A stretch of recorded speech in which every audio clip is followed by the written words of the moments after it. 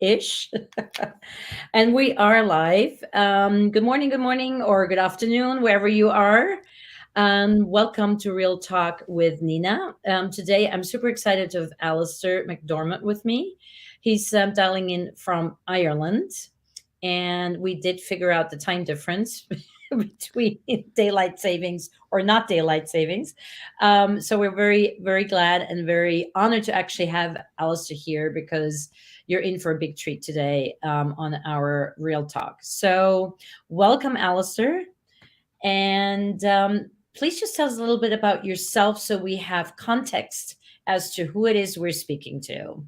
Cool, and thanks for having me, Nina. Yeah, so I'm a podcaster. I think is what a lot of people might know me from is if you've come across my podcast, and I'm a consultant who is turning into a coach. It's something I'm working on is trying to become a better coach because it's a bit different from being a consultant. So I'm a coach to consultants, in particular people who are experts, subject matter experts. And what I want to help them do is to become a recognized authority in their field. That's what I'm really interested in, so that they can earn more money, that they can work the hours that they want, that they can command higher fees, work with clients that they like working with. So that's what I focus on now. My podcast is called The Recognized Authority, and that's kind of the goal of it. Yep. Awesome. So it all ties in, and I love that. So you and I met at the beginning of the pandemic, 2020, Yeah, when you were introduced to me via, I think, our friend Brad, right? Brad that's Farris. right. Yeah, Brad Farris. He's a great guy. Yeah. Yes, we can all agree on that. He's a fantastic guy. So he introduced you to me, and you joined our month-long video challenge back then. Yeah. And I think you did it more than once, and that's how we met, and that's how I know a lot about your video creation process and all of that. So today I want to talk to you. There's so many topics that we could dive into. I sort of have a couple of questions top of mind that I'm really eager to get in with you, and Cool. and then we'll see where the conversation leads us. So first and foremost, since we are on at Real Talk about video creation, you were a really, really early adopter of video as a tool for small business entrepreneurs to harness and leverage their authority, which is what you are all about anyway. And you did actually create it for the last mini challenge that we did, a very interesting video where you put together, you're also a fabulous editor, where you put together all your clips from the very beginning to what you're doing today. And it was really fascinating to see not only how you showed up and how much younger you were, but also how your marketing or your branding, how your branding changed. So Yeah. talk to me a little bit about those early days of creating video. When was that? I mean, what year are we talking about? Well, so I started the business in 2007, so that's 15 years ago, Hmm. and I had some videos online from 2007, 2008, and like when I look at them now, they are terrible videos by any stretch. I don't think Um, they were that terrible, I think they're Alistair. I pretty think you're being bad. too hard on yourself. Um, like I literally don't recognize myself. I don't sound like me. I don't look like me. But I do remember where I was. That was in the first. I was renting a house in Dublin, and I was living there with two friends, and one of them moved out. And I'd say about 4 hours after he moved out, I had repainted his bedroom as an office, and so it was in this room, and it was like a former bedroom, and it was completely stripped out. So there's really bad echo and everything in there, but that's where I was working out of. That was my office for the first year and a half of the business, and yeah. And when I look at those videos, like I can see the evolution over time.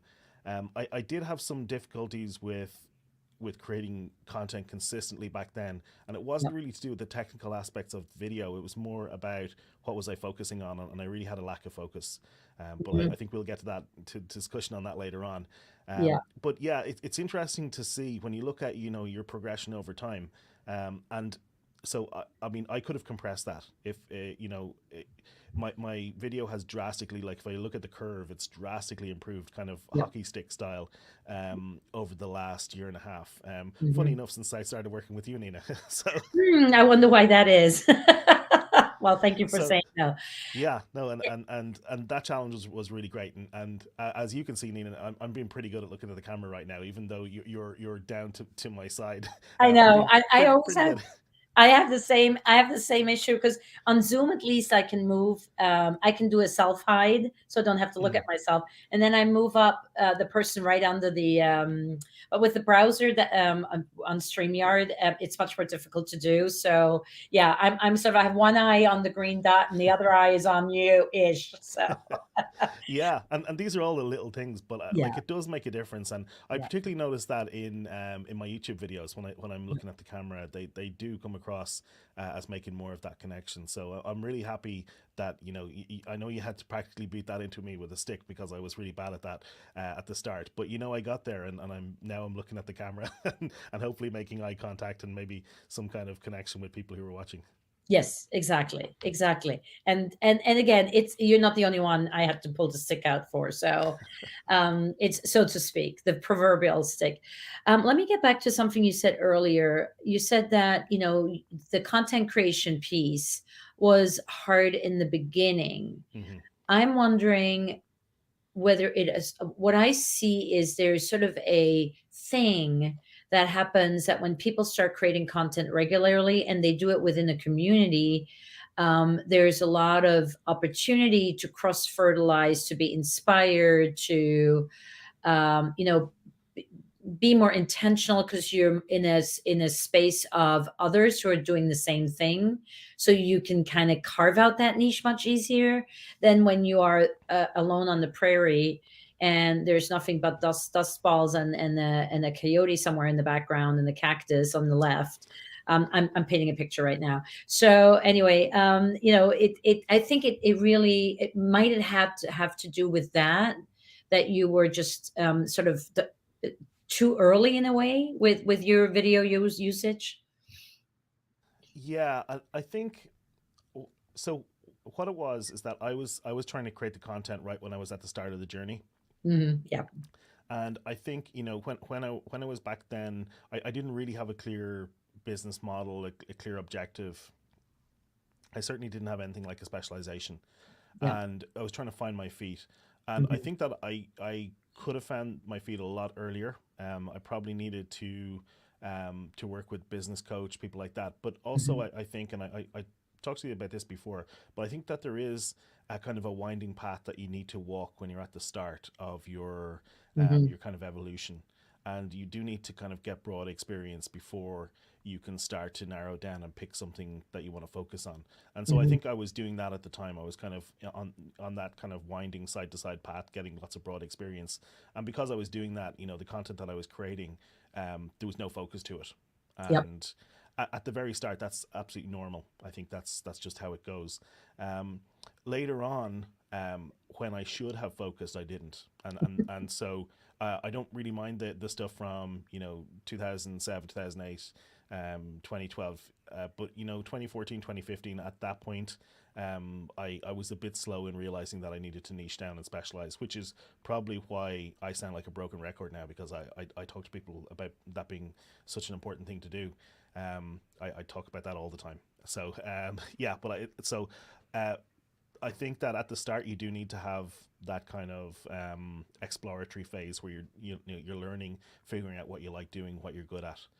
But then later on, I think you need to focus down. Yeah, and I think broken record or not, and for me the same thing. I mean, I focus with my clients, not exclusively on the content creation piece, and the messaging and the strategy. We have a couple of irons in the fire, with also the production end of it, shooting and editing and all that. But if you don't know who you're speaking to and what you want them to hear, and then more importantly do once they've stopped listening to you, be it in a video or any other format, then what are you going to say? Then what are your intentions around the content creation that you have? So if you're not niche down and have a specific audience that you're speaking to, then it's really, really, really hard those are also people that I see are like, I'm not getting a return on investment on my videos. I'm like, yeah, Mm, your videos are fine technically, but your content, you're not focused, right? And I think that that makes a huge difference. yeah. Since we're talking about that, you do have this fabulous model that I actually printed out and have next to my desk.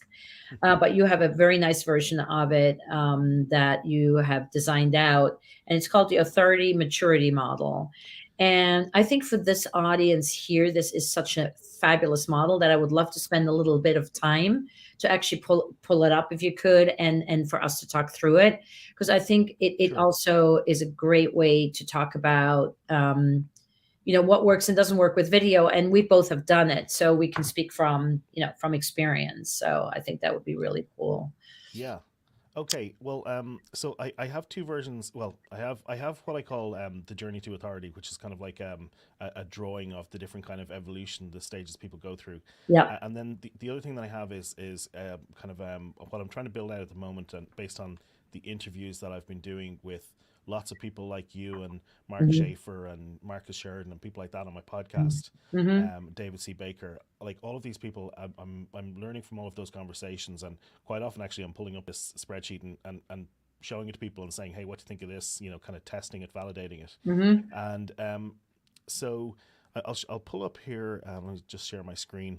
I'm gonna just share the kind of journey to authority, which is how I visualize this kind of evolution that we go through as experts. Hmm. So we all start out as a novice of some kind. It's not to say that we're not smart. They're really smart people, but if you don't have a lot of experience, you're kind of in that novice position. And so what you need to do is follow a kind of a winding path Yeah. to figure out what you like to do, what you're good at. Some people, talk about zone of genius, things like that. Figuring that out. And so the first evolution is where you get to be this generalist, invisible expert. So you're really good at what you do. You can get results for your clients, but you're not really known broadly. You don't have any visibility. So I say like you're wearing a cloak of invisibility, like in Harry I love Potter, it. and so you're typically all of your business is coming from referrals and word of mouth at this point. Yeah. And a lot of people stay here. In fact, the vast majority of people stay here, Wow. and they don't want to go on and build their authority, because you can actually earn a very good living. You could earn as a subject matter expert, as an independent consultant. You could be earning mid six figures in this area if you're good at what you do and you have a good network. Hmm. But some people do want to move on, and they want to become known as an authority in their field, become the recognized authority in their field. And if you want to get up to here, to where people literally put you on a pedestal, you're standing at a podium, you're invited to speak. In order to get there, the key phrase is in your field. So you're the recognized authority in your field. You actually have to pick a field. You have to pick a Niche. specialization. You have to Hmm. niche down. And so how I see it is, to get to there, you have to go through this process of going through this like I've pictured as a mountain range, where you've got to go through this difficult process, and sometimes it's very time consuming. It takes quite a while to do it, but finding what your niche is, and starting to niche down, and becoming an expert in your niche. And if you do that, and spend time at that, you will go on to become an authority in your field. Hmm. There are certain things you need to do at the same time. To be known as an authority, you have to publish, and typically you'll be speaking as well. And I'm including things like this live stream Hmm. as speaking. You Yeah. will be speaking. You're probably doing some kind of research.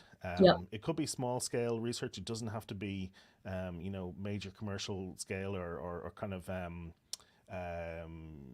it doesn't have to be kind of peer research. It can just be small scale research, but you are doing something to learn about what your expert Hmm. area is, to have that deeper understanding than people who are competing with you, who are generalists.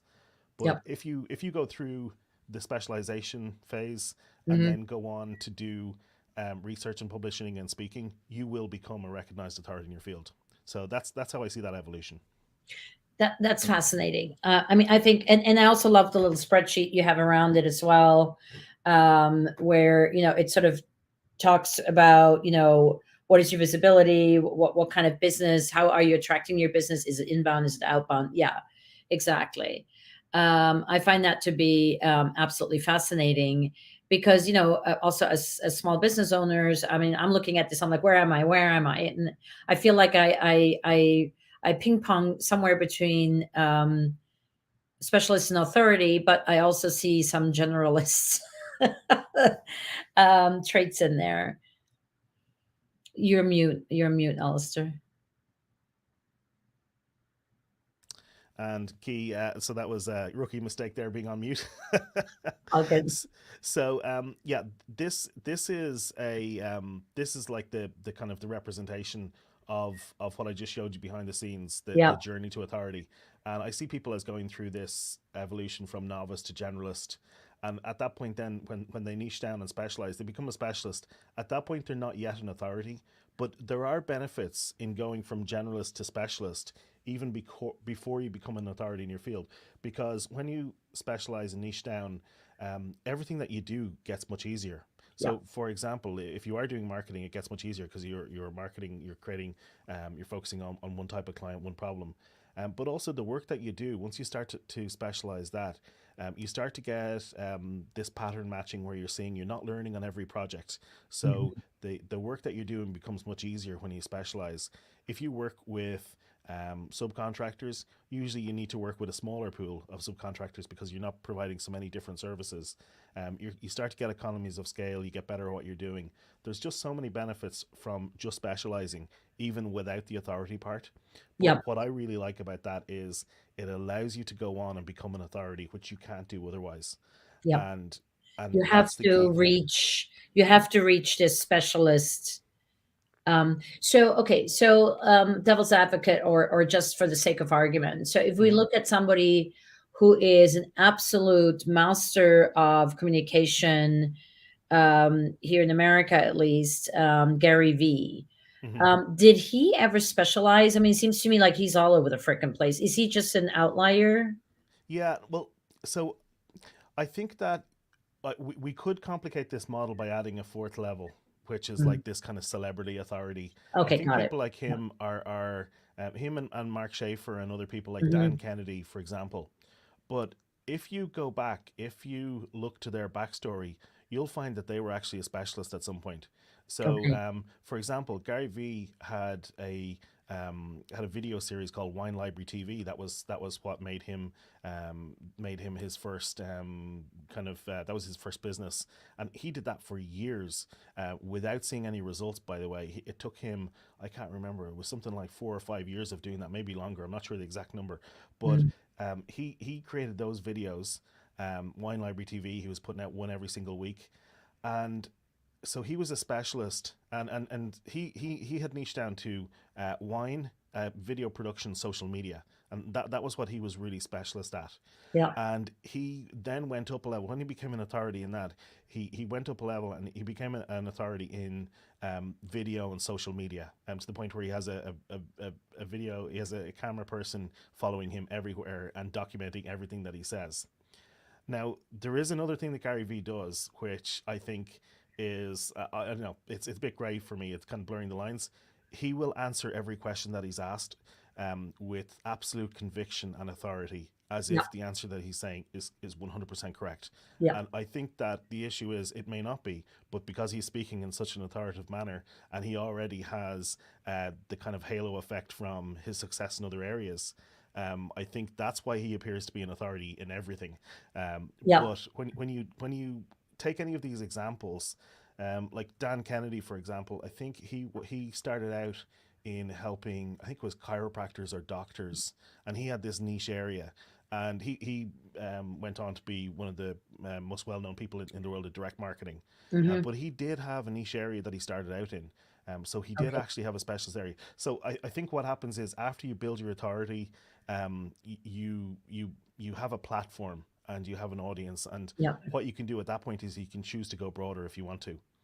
Okay. So it's basically narrowing down to then open up the funnel again, so to speak. Yeah. Yeah, I think so, and I think there is that like kind of almost celebrity authority, and I'm not really sure but I don't want to overcomplicate this model by No, no, adding no. that in here. And it has to be relevant. I think if you were to add the celebrity, people might not see themselves in the model anymore and get discouraged, right? Yeah, So, yeah. because that's you're because what I love about this model is also, and I think it's incredibly smart how you set this up.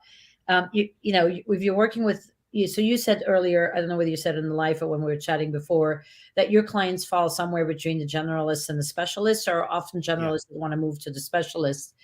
And if I'm looking at the model and I'm in the middle of it, I immediately feel good about it, right? I'm like, Hmm. wow, because if you were to work with authorities, they'd be like, well, where do I go from here? And if you were Yeah. working with the novices only, they'd be like, I'll never get to authority. Let's not even start. So Hmm. I really love how you've positioned your clientele in the middle of the model, which is very smart.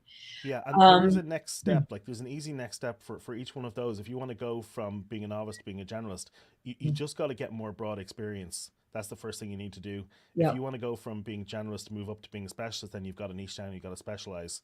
And if you're already specialized and you want to build your authority, then what you need to do is you need to do publishing, speaking, and research. So there's a clear thing that you can focus on once you're at any one of those. And I think that once you're in that authority position, it becomes this kind of feedback loop where you just keep doing it. Hmm. You just keep publishing and speaking more and doing more research. And it's one thing. I was talking to David C. Baker, and I was talking That was, to I listened to that talk 3 times. It was so good. brilliant. Yeah, I'm delighted to hear that. Yeah. Well, one thing that I'm really interested in, David C. Baker, Philip Morgan, and people like that, they talk a lot about research, and Hmm. I think that is, and research can be as simple as having 15 phone calls with clients and potential clients. Like, it Hmm. doesn't have to be this big, huge research project where that seems scary, where you've got to talk to thousands of people. It can Hmm. be quite small. It can be something, but just having consistent questions and learning and documenting, and then acting on that research. Using it to do something like, for example, the framework that I've got here has come from that. Hmm. And this, by the way, is the basis of a book that I'm working on. So Okay. this framework can become something like that. I mean, we're talking about it now, so obviously it's content even for something like this. So yeah. So I would love to take this model and sort of sort of go through it and just talk about how video serves you differently, or on what level video serves you at all in like sort of the novice to authority journey. Like where does it come in and make sense? Because I think that could be really really helpful too. Yeah. Well, so the some of the older videos that you saw that I put up, like the Mhm. 2008 video, I was in that novice position, and I was Right. just trying to figure things out. But that's what you're doing. If I go back, let me see if I can just pull up the other image for a moment. If we go back to here, like Yeah. the what the novice is doing. Sorry, that's after crashing. Sorry. So what the novice is doing is they're on that winding path where they're going back and forth, Yeah. and so they are they're getting lots of different experiences. And what you saw was me experimenting and getting different experiences. I what I was doing is I was doing a review of an event that I attended in that video. And so I was just saying, okay, what happens if I put up a video? And I learned a lot from doing that. I learned about doing video and putting it up on YouTube. I learned about scripting, outlining. There was a lot that I learned from doing that, which feeds back later into some other things. Of So course. Yeah. you're in that novice. You're literally getting experience. Yeah. And So that's where it yeah. becomes really, it's just you're trying things out. You're experimenting and you're building your video muscle. I remember when I mean, I've been my company has been in existence for 25 years, but I didn't start creating video for myself until 15, 14, 15, 15 probably.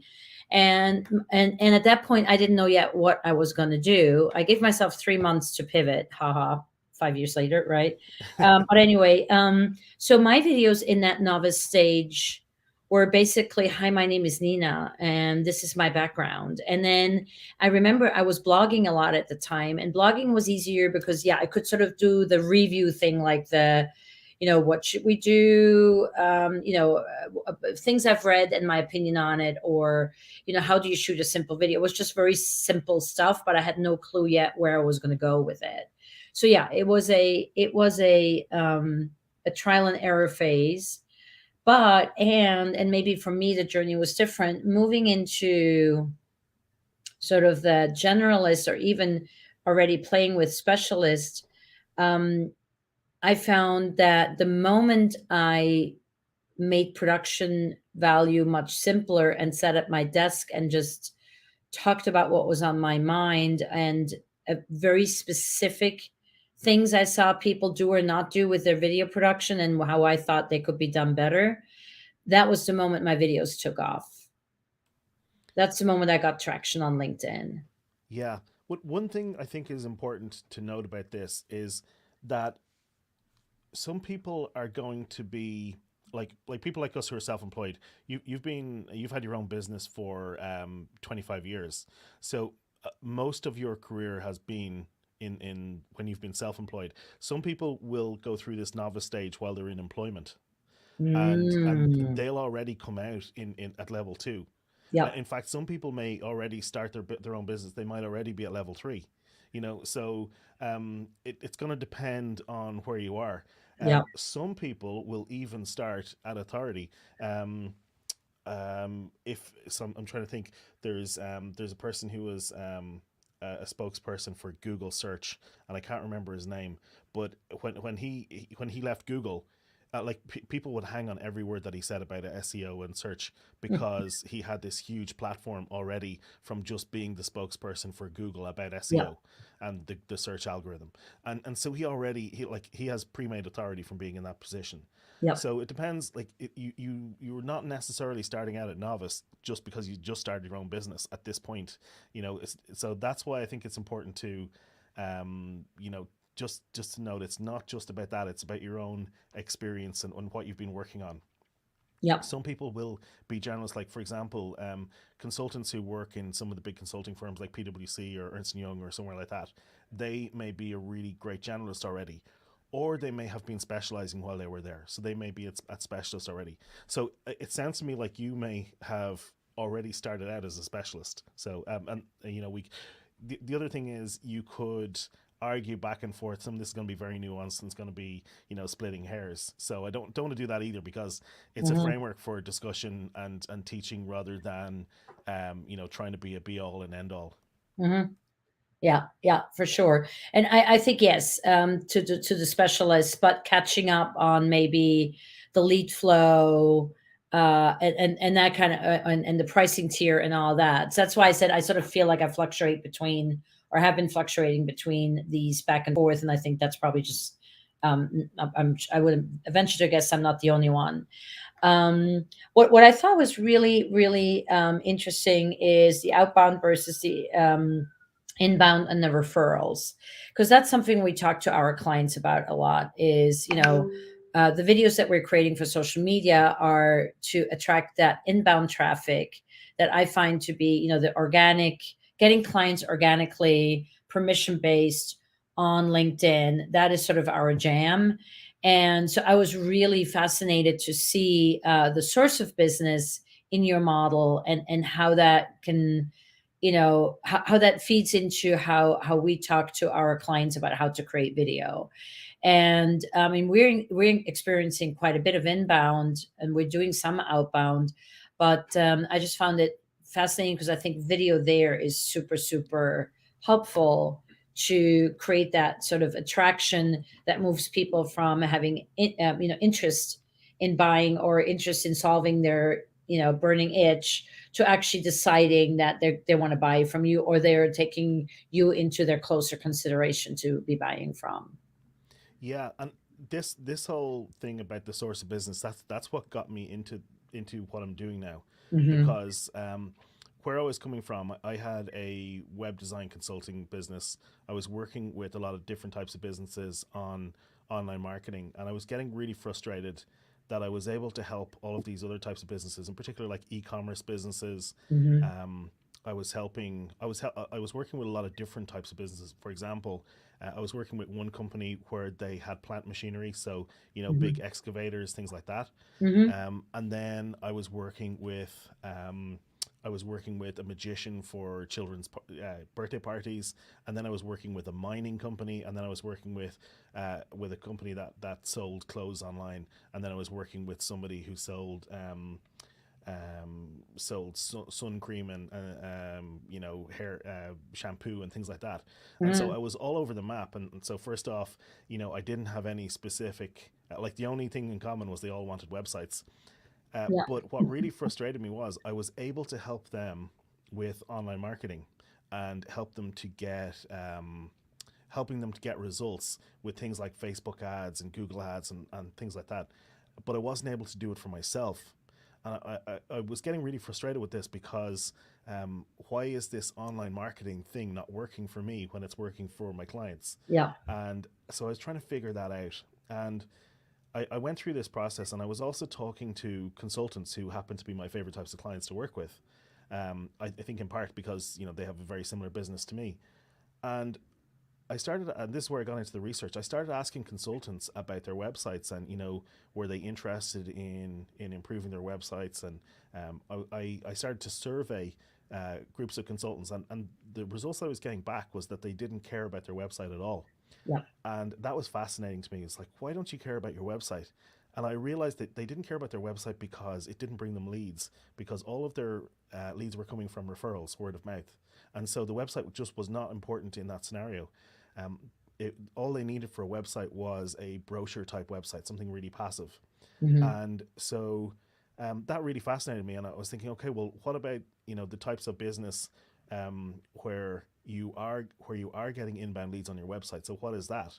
And I Hmm. realized, well, if you can only do that as a consultant or as an expert when you become an authority. And so that's what led me from web design to helping people to become an authority, was realizing that there are types of consultants who care about their website, but those ones are already specialized and they have these active kind of lead generation, content rich websites. Hmm. Whereas the other consultants, a lot of the consultants I was talking to who didn't really see their website as important, they have these really passive websites that there's a certain bar that the website needs to have. It just needs to make them look professional in case somebody checks them out. Right. But Right. but apart from that, all of the trust in the relationship is being passed through the word of mouth referral, not from the content that they have online. And I think that's what it comes back to: is your content creates trust, or word of mouth create trust. But some at some point, in order for somebody to consider hiring you, they have to build up enough trust that you can do the job and that you are the right person to work with. And that's what this all comes down to, is creating trust in some way. And so I personally don't want to do that through referrals. I would rather do that by building my authority and having this inbound machine working for me. So that's and Hmm. that all came from my frustrations in doing all this online marketing stuff that was working for other types of businesses, but not for me. So yeah, I hope that answers the question. Yeah, no, and a couple of more questions have come up for me listening to you. Two on the top of my head, and I want to get to both of them.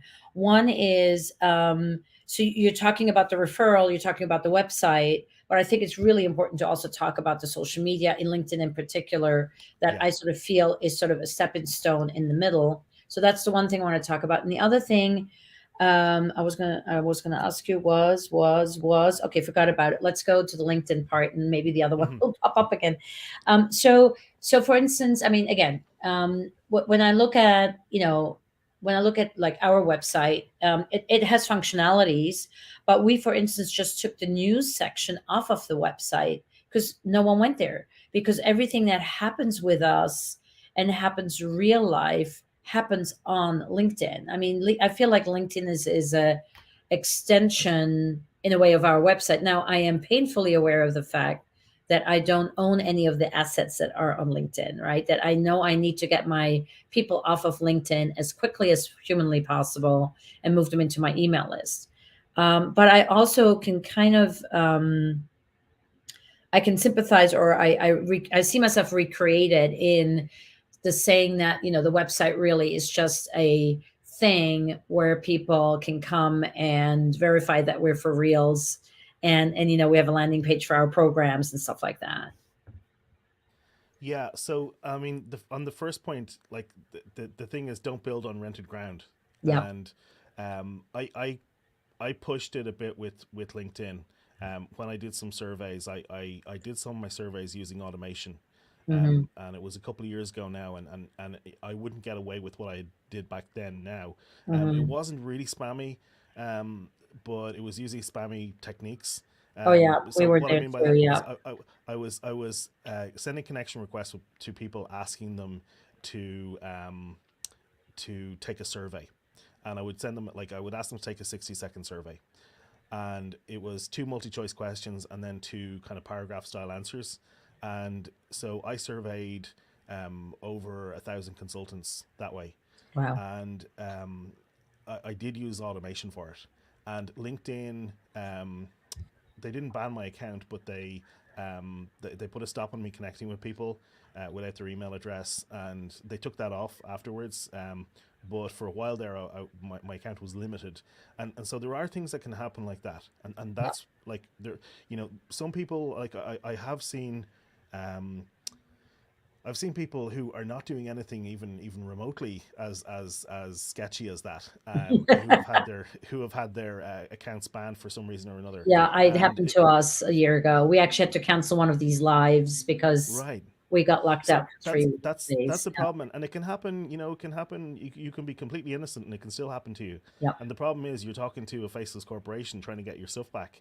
Mhm. And like, if you lose access to all your clients, it's a big deal. So Yeah. yeah, I really do think it's important to own the relationship with your clients by having, permission to email them and have their email addresses. And Mhm. I also like the idea of putting your own content up on your own website. Yeah. So I think that that's important. I think that the social networks are great ways of spreading the word and getting, building an audience out there as well. Mhm. Um, and that's what we're doing now. This is going out on LinkedIn, and so we're using their platform. But we can also use this video, repurpose this video. We could put it up on YouTube. We can embed the YouTube video on our own website. We could make a Mhm. transcript and put that somewhere else. There's all these different things that you can do with that, Mhm.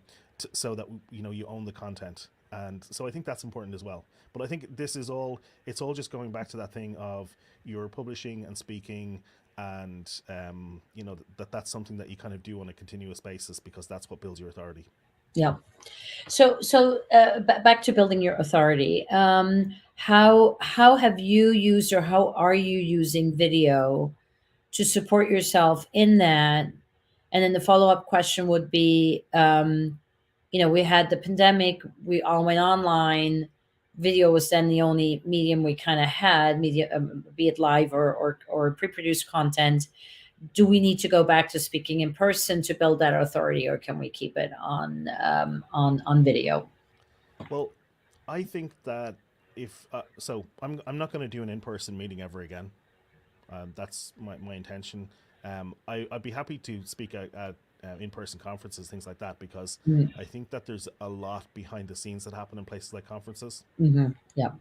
But I think that online video calls in particular have just become accepted, and people just, even if I wanted to meet somebody in the local town that I live in, if I wanted to meet them for a 20-minute coffee, okay, the 20-minute coffee is really going to be an hour, but it's going to take me 45 minutes to get in there, 5 minutes to park and all that.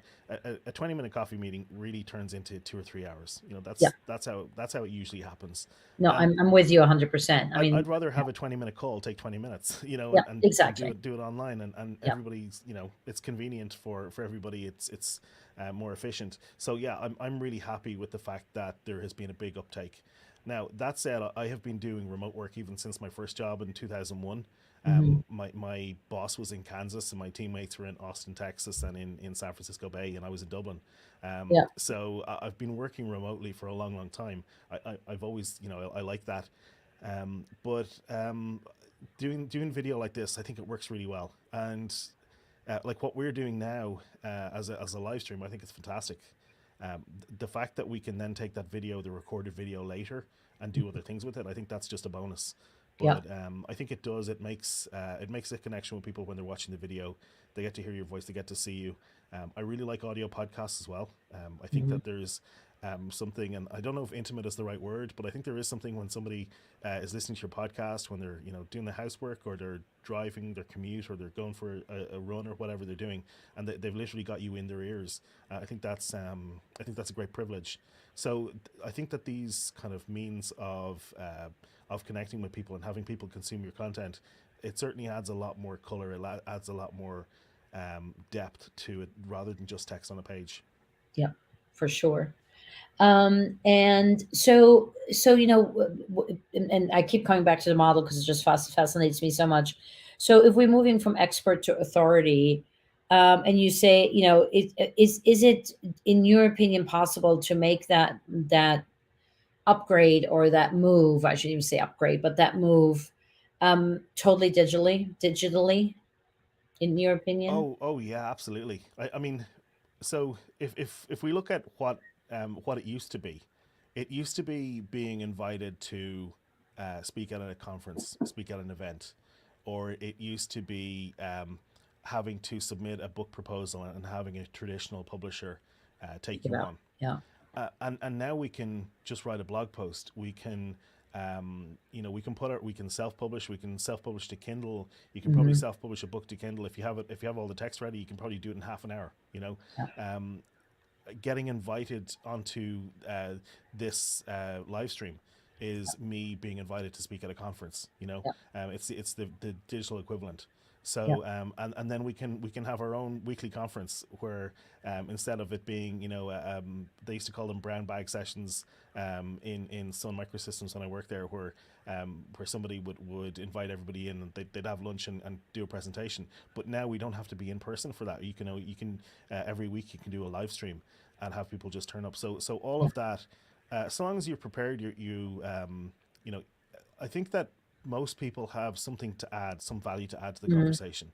Yeah. And I think everybody above the level of novice, and even when people are in that novice area as they're learning, you can still document what you're doing. You can say, Hmm. hey, look, I'm not an expert in this, but this is what I've learned. Yeah. And even when you're at that point, that's interesting to somebody. So I don't think there's any point. I don't think there's any point at which you cannot do something like this. Yeah. Obviously, you will kind of develop a point of view. You'll develop a much deeper expertise, particularly when you specialize. I Yeah. think that, like, people who are generalists don't. I personally, I couldn't even comprehend the level, the kind of the deep understanding that you get when you start to work in one particular problem area for years. Yeah. You just get this deeper understanding of the nuance and what's going on. So Yeah. I think there is a big benefit to that, because then what you're saying is new to people. You're not just repeating, you're not just curating other people's thoughts, which is a Yeah. good way to start, Yeah. but you're developing your own, your own intellectual property. You're developing your own ideas, and you're explaining that from your perspective. And you're being heard. Yeah. Yeah. Very good. So is there anything that you're working on? You mentioned a book. I understand that the authority maturity model is sort of your focus right now, right? Yeah, so I've got a couple of different irons in the fire. So I do actually have a traditional publisher, a commercial publisher, who I've actually released a free book with them, Mhm. which is how to look better on Zoom and sound better on podcasts. So it's Okay. just some kind of advice on getting your setup right. And by the way, just to go back to why that's important, I spoke to Professor Norbert Schwartz on my podcast, Hmm. and he did a study. He's a professor, provost professor in University of Southern California, and he did a study with his colleague from Australia, where they tested audio quality and video quality, and what they found was when a speaker's audio quality was better, they found that the speaker was considered to be smarter, more likable, and their work was more important. Yeah. And so, if you want to sound smarter, more likable, and people to take you more seriously, more credible, then you should improve your audio and video quality. Hmm. And that's, I think that's really important. And so I put that together in order to help people do that, because I think it is part of being an authority, is actually working on things like that. Yeah. Absolutely. It's Absolutely. a tactical thing, and it's not the most important thing, but I think it is an important facet of it. Um, Mhm. So that book actually was commercially published, or well, I don't know if it's commercially published if it's a free book, but it's available for free from a commercial publisher, which is great. Yeah. Um, and also I have I'm working on a book. Just it's kind of like a small ebook called "How to Niche Down Your Business" or "How to Specialize Your Business." We haven't finalized the title, Mm, but it'll be how to go through that stage of actually niching down. hmm. And so I'm working on that right now.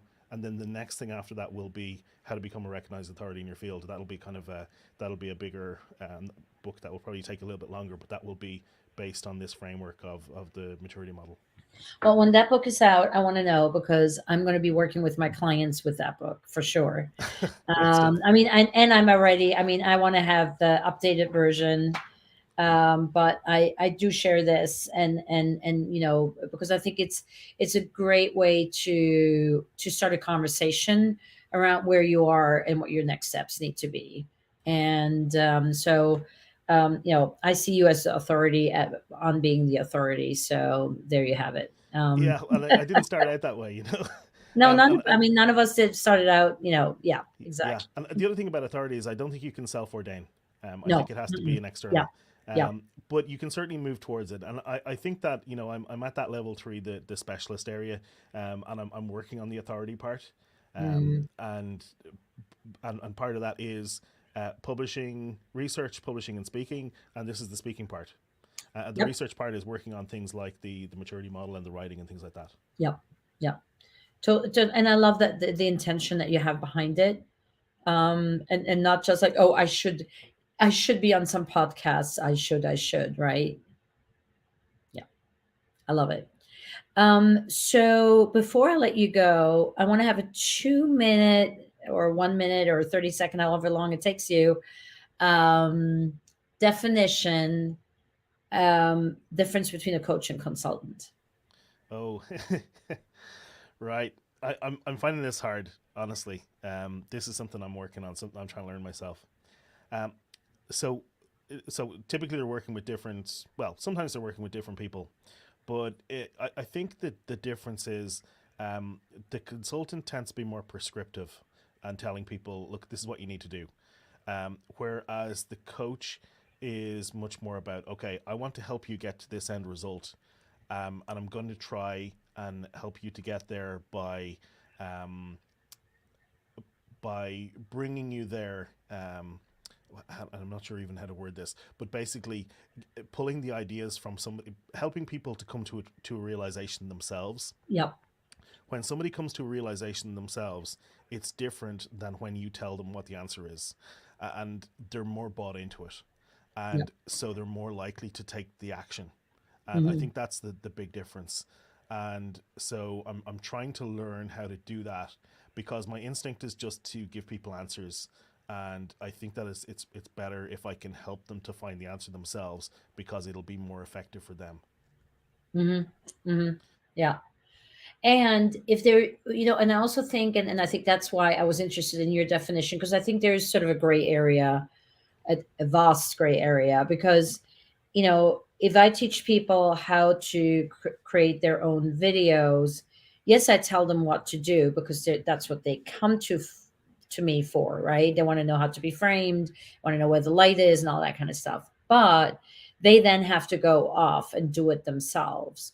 So at that moment, I become the coach, right? Because I can't do it for them. They need to do it for themselves. So I Hmm. think there's probably sort of a, I mean, I consider myself a coach and not a consultant, but I think there's certainly consultant elements in what I do. And I think for a lot of us, including you, that might be true as well. Yeah, I think the lines are blurred, and I think that it ultimately doesn't really matter what we call ourselves so long as we can get our clients the results they want. Hmm. And that's ultimately the That most important exactly. thing. That's the bottom line. Yeah. And I just want to say, I've been following the conversation that's going on online, and for some reason, I cannot comment on LinkedIn today from this platform. But Lisa Dad has been along the way with us the whole time. So thank you so much for engaging, Lisa, and just sort of being there in the background. Very much appreciated. And I absolutely love your conversation with Michael one of my favorite people, in about taking it from the recognized authority to the celebrity. They had sort of a whole little side conversation that was actually really worth having a Cool. quick I'm look at. just reading it now. Yeah, that's Yeah, yeah, awesome. yeah. So it was that was really really fascinating. So thank you for moving the conversation beyond what the two of us are doing here, because which is the whole fun of doing a live, right? So just wanted to give a shout out to Lisa and Michael. Awesome. Very good. So if people wanted to connect with you and find you, where would they go? You can find me if you go to therecognizedauthority.com. And my podcast is on there. And I think if you listen to a couple episodes of the podcast, that's probably the best way to figure out what I care about, what I talk about. And And I highly recommend it. Was I think I even remember the date, January 10. You talked to David C. Baker. yeah, And David is just a phenomenal thinker and talker and blogger and book writer. I mean, he's published what, 5 books? Um, and it was just a phenomenal podcast on what makes you that recognized authority, and he did talk about the publishing but also about many other things, and I just thought it was a phenomenal phenomenal podcast. yeah. There's another great episode actually people might like. It's episode number 54, and it's about Okay. making video marketing easier. Oh, So and I can't I can't put that up, but yeah, it's that's episode number 54 with Nina. So I think you'd like that. oh, that's mine. Okay. Like, we Yeah, had that's another where I was going video with that. person.